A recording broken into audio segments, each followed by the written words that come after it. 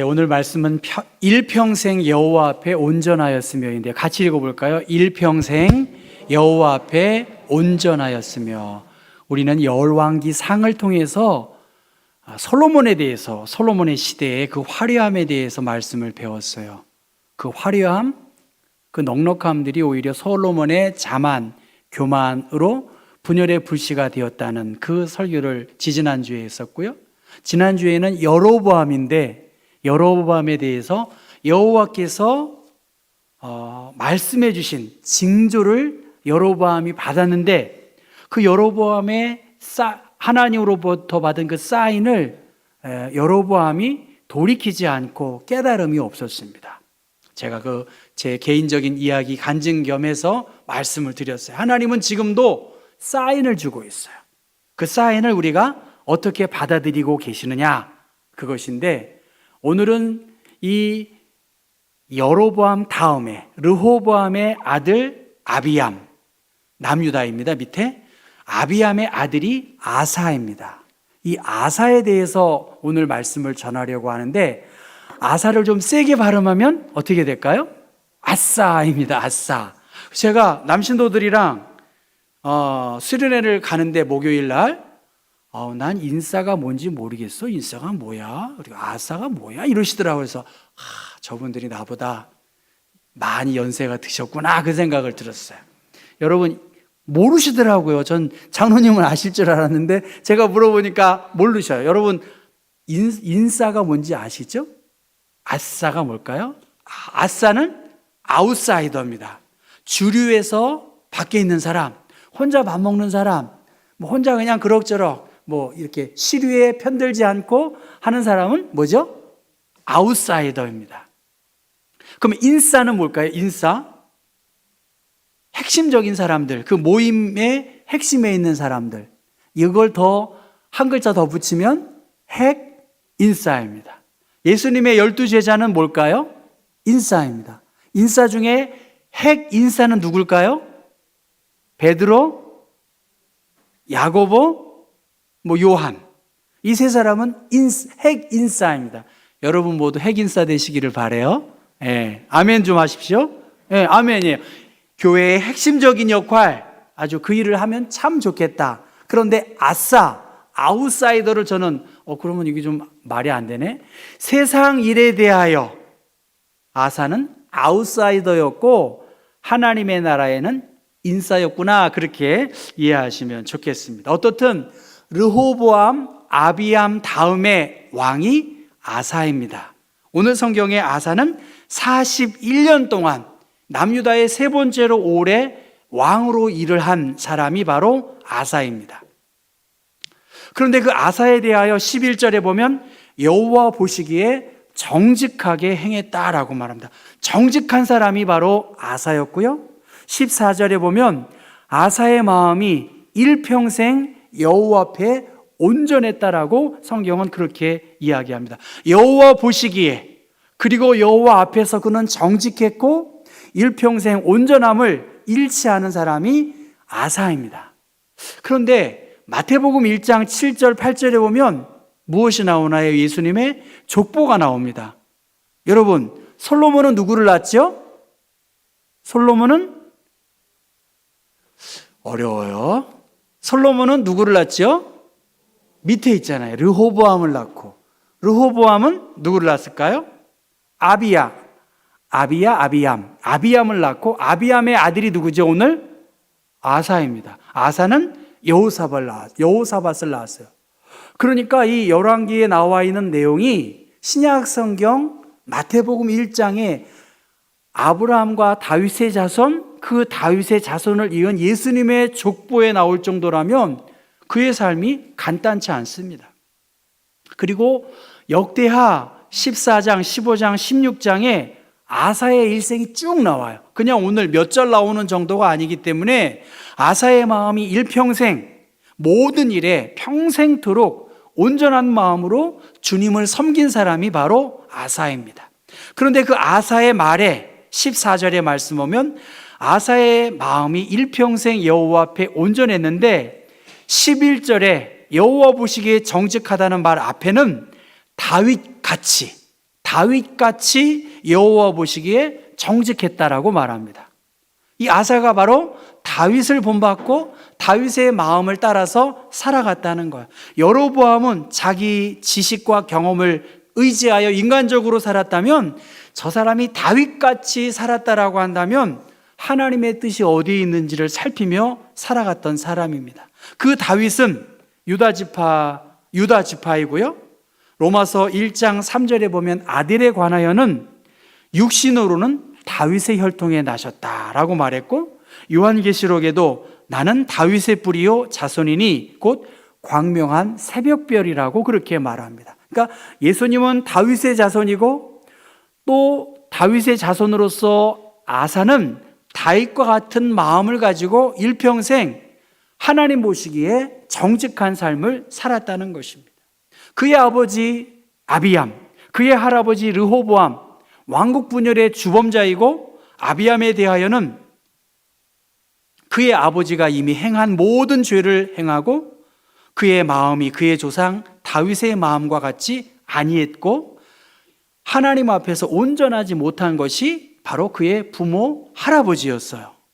그럼에도 불구하고 다윗의 등불을 간직한 이 아사는 다윗을 본받고 할아버지와 아버지의 모든 부족한 점들을 끊고 정직하게 살아갔다는 것입니다. 반대로 이 여로보암의 아들 나답은 여호와 보시기에 악을 행하되 그의 아버지의 길로 행했다는 것입니다. 그러니까 성경에서 말하고 있는 선과 악의 기준은 여호와 보시기입니다.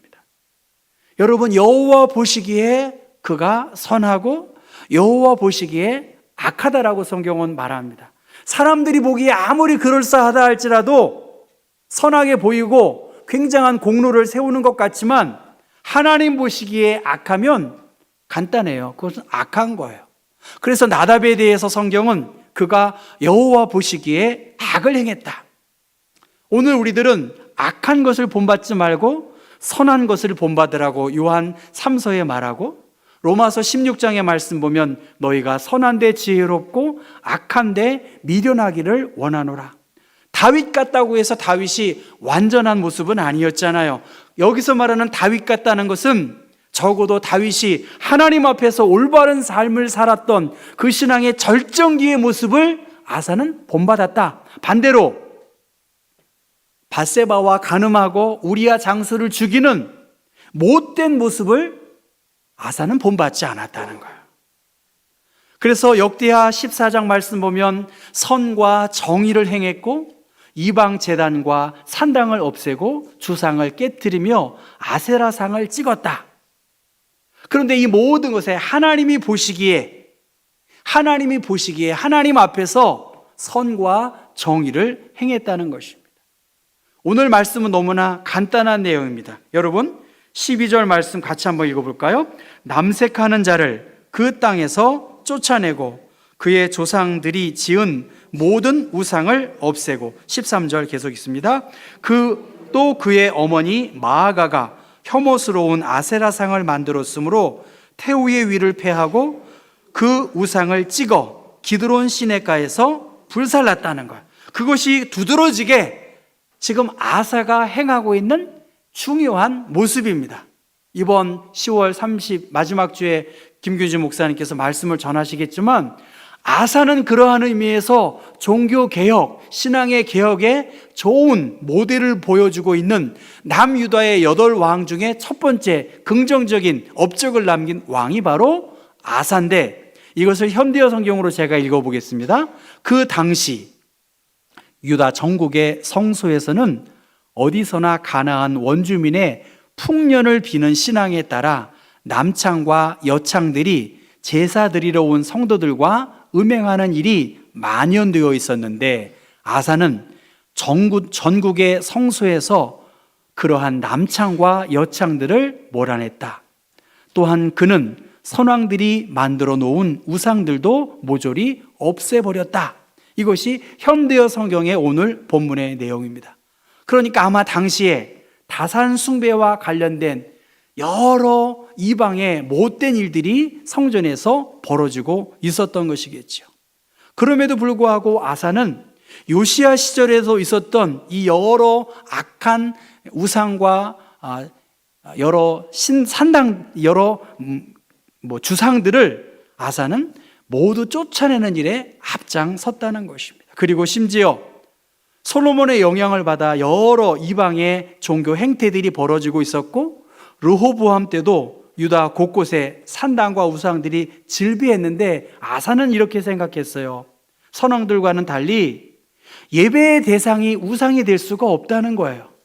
예배의 대상이 우상이 될 수 없는 그 확신 때문에 그의 어머니가 섬긴 그 모든 아세라 신상들을 잘라서 기드론 시냇가에 불태우는 일까지 주저하지 않았고, 그 어머니의 대비의 자리까지도 패하는 아주 열심을 가지고 있었던 모습이었습니다.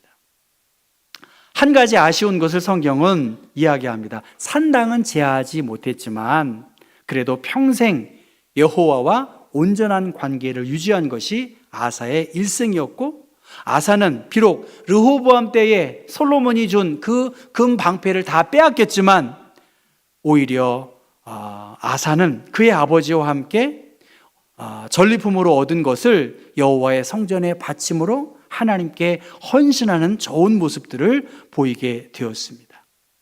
그러니까 아사에 대한 많은 평가가 있겠지만 오늘 여러분 아사라고 생각해도 좋겠고요. 그러면 아사가 무엇을 했는가? 무엇보다 백성들로 하여금 하나님을 찾게 했다는 거예요.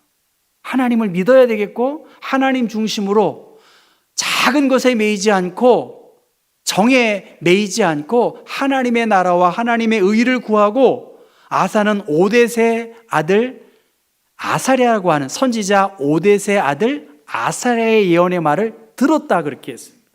하나님의 선지자의 말을 듣고 그 선지자는 너희 행위에는 상급이 있다는 것입니다. 여러분, 우리가 예수 그리스도를 믿음으로 말미암아 구원을 얻는다고 우리가 이 구원의 칭의의 복음을 믿지만, 성경은 너희 행위에는 상급이 있다는 거예요. 여러분이 수고하고 애쓰고 교회를 위해서 기도하고 여러 헌신하고 섬기는 모든 것에 상급이 있다고 그렇게 이야기합니다. 너희는 강하게 하라.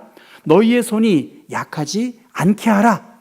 너희 행위에는 상급이 있다라고 하는 이 아사랴 선지자의 예언의 말씀을 듣고, 너희가 여호와와 함께하면 여호와께서 너희와 함께 하실 것이라는 믿음을 가지고 생각해 보십시오. 그 누구도 할 수 없는 그 일들, 아버지도 했고 할아버지도 했지만, 나답도 그렇게 답습했지만 아사는 이것을 끊고 여호와 앞에서 상급이 있음을 알고 하나님을 섬기는 일에 부족함이 없도록 최선을 다한 것입니다. 그의 열심, 그의 신앙의 열심, 구별된 모습들, 그 속에서 백성들이 함께 마음을 모아서 언약을 지키기로 하니까 여호와께서 아사가 통치하는 그때에 평안과 위로를 허락하셨다는 것입니다. 여러분, 아사, 이 남유다의 세 번째 왕인 이 아사, 지도자면 군사도 강하게 해야 되겠고 경제적인 것도 윤택해야 되겠고 살펴야 할 일들이 많아요. 이방 신상들이 만연한 그 환경 속에서도 아사는 하나님의 뜻이 어디에 있고 다윗이 섬겼던 그 하나님을 아사는 잘 섬기는 일에 부족함이 없었습니다. 저는 지난번에도 팀 켈러 목사의 이야기를 여러분에게 나누었습니다. 우상이라고 하는 것, 생각보다 훨씬 더 위험하고 내가 만든 신은 반드시 나를 배신한다는 거예요. 여러분이 사용하고 있는 많은 돈의 우선순위, 그 많은 사용의 모습이 여러분의 신앙이고 그 신앙의 기준이 될 수 있습니다. 유대인 철학자 헬버털과 마걸릿이라고 하는 사람은 우상을 이렇게 말합니다. 단지 예배의식의 한 형태가 아니라 유한한 가치에 기초한 정서와 생활 방식 전체이며 피조물을 신처럼 절대화하는 일, 그것이 우상 숭배라고 그렇게 말합니다. 권력이 우상이 될 수 있고 문화가 종교가 우상이 될 수 있고 돈이 우상이 될 수 있잖아요. 돈 앞에 벌벌벌 떨지 않습니까? 자식 앞에 벌벌벌 떨고 건강 앞에 벌벌벌 떠는 게 현실 아닙니까? 이 모든 것이 우상이라고 말하는 거예요.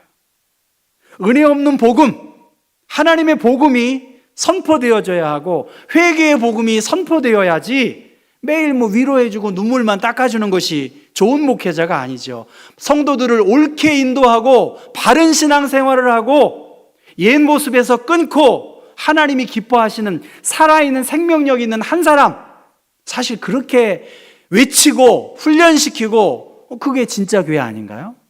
아멘인가요, 여러분? 맨날 위로만 해주면 어떡해요? 복음 앞에, 말씀 앞에 회개하고 정직하게 믿음 생활을 해야 되는 것 아닌가? 제 자신도 그렇게 못하고 있어요. 가짜 복음이 너무나 판을 치고 있어요. 그게 축복이 아닌 것 우리가 알고 있지 않습니까? 그 은혜 없는 복음, 가짜 하나님을 만들고 있고 그렇게 하는 것이 또 다른 금송아지를 우리가 섬기는 것과 마찬가지예요. 전 인격이 예수의 복음을 통과해야 한다고 팀 켈러는 말하고 이 가짜 신앙, 이 우상으로부터 결별해야 된다. 참 하나님으로 대체하지 않으면 계속 대상만 바뀌고 이것저것 기웃거리고 우리가 정말로 원하시는 하나님의 뜻을 이룰 수 없다는 것입니다. 좋은 것일수록 여러분 우상이 될 수 있다는 거예요. 좋은 것일수록 우상이 될 수 있다. 내가 의지하는 대상이 무엇인가? 무엇이 있으면 정말 행복할까? 내가 어디에서 성공과 위로와 위안을 삼을 수 있을까? 그것이 그리스도께 오는 것인지 아니면 거짓 구주를 바라는 것인지 이것을 우리가 살피면서 지금 아사 시대가 우리와 다른 시대가 아니라 오늘도 너무나 많은 우상들이 우리의 마음을 우리의 환경 속에서 우리의 공동체 가운데 있다는 것입니다. 그런데 이 아사는 일평생 여호와 앞에 온전한 삶을 살았다는 것입니다. 그렇다고 해서 아사가 산당만 제하는 것으로 끝나는 것은 아니에요. 산당만 제하지 못한 것이 아니라 역대하 14장부터 여러분 16장까지 읽어보시면 하나님께서 함께 하시니까 15년 통치 15년에는 평화롭기도 했어요. 그런데 북이스라엘이 공격하려고 할 때 애굽의 군대를 의지하는, 하나님을 의지하지 않고 동족을 무찌르려고 하는 그러한 인간 중심적인 모습도 있었고요.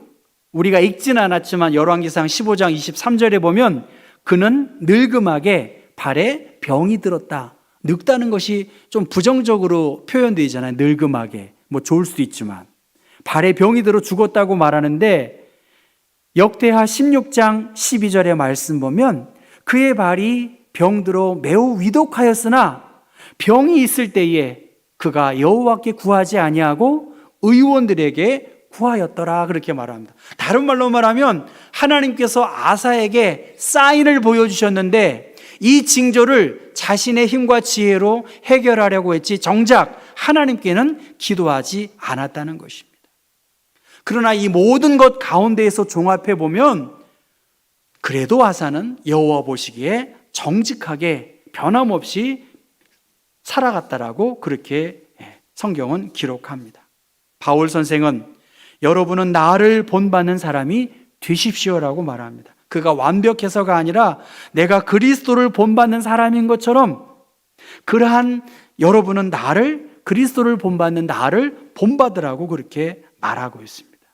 경건한 그 아사 한 사람, 그 아사를 통해서 백성들이 여호와를 찾게 되었다는 것. 나로 인해서 하나님을 만나고 하나님을 향할 수 있는 아름다운 도전을 준 사람이 바로 아사입니다. 하나님을 향한 아사의 마음, 그것이 바로 다윗과 같은 마음이었고 환경이 얼마나 열악합니까? 그 열악한 환경 속에서도 그는 일평생 하나님의 말씀을 순종하고 악을 멀리하고 이 우상과 타협하지 않고 그렇게 살았다는 것입니다. 바라기는 여호와 보시기에 정직한 삶, 일평생 여호와 앞에 온전한 삶을 산 이 아사와 같이 그리고 어떠한 상황 속에서도 다윗의 등불이 아사의 삶을 비추어 주는 것처럼 하나님을 믿고 신실하게 살아가는 우리 모두가 다윗의 등불을 간직한 그러한 존재들입니다. 여러분, 교회 현수막에 보면 모든 것이 주님의 은혜라고 그렇게 현수막을 붙였습니다. 그리고 우리의 신앙이 종교개혁, 바로 서는 일들, 그것이 이 10월 마지막 주에 우리에게 주시는 말씀이고요. 그리고 감사절을 우리가 앞두고 있습니다. 물론 피택 장로, 임직 장로 예식 때문에 콜링이라고 하는 부르심을 썼습니다. 모든 것이 연결된다고 봐요. 여러분, 아사를 통해서 다시 한번 신앙의 변화와 도전과 본질적인 그 처음 자리에 누구를 원망할 수 없어요. 부모와 할아버지를 아사는 원망하지 않았어요. 그런데 나답은 그대로 쫓아 답습했지요. 우리의 기준은 다윗 같은 예수 그리스도를 본받고 하나님을 경외하는 삶이고, 그 속에서 하나님께 감사하고 하나님의 부름을 받은 그 일에 여러분 모두가 핵심적으로 핵인싸가 되셔서 아사를 본받고 아사가 본받은 다윗처럼 다윗이 예수 그리스도를 위해서 베푸신 모든 은총을 우리가 기억하면서 이 좋은 시절 하나님 앞에 오늘 말씀의 제목처럼 일평생 여호와 앞에 온전하게 주님께 칭찬 듣고 쓰임받는 복된 주의 백성들 되기를 주님의 이름으로 부탁합니다. 함께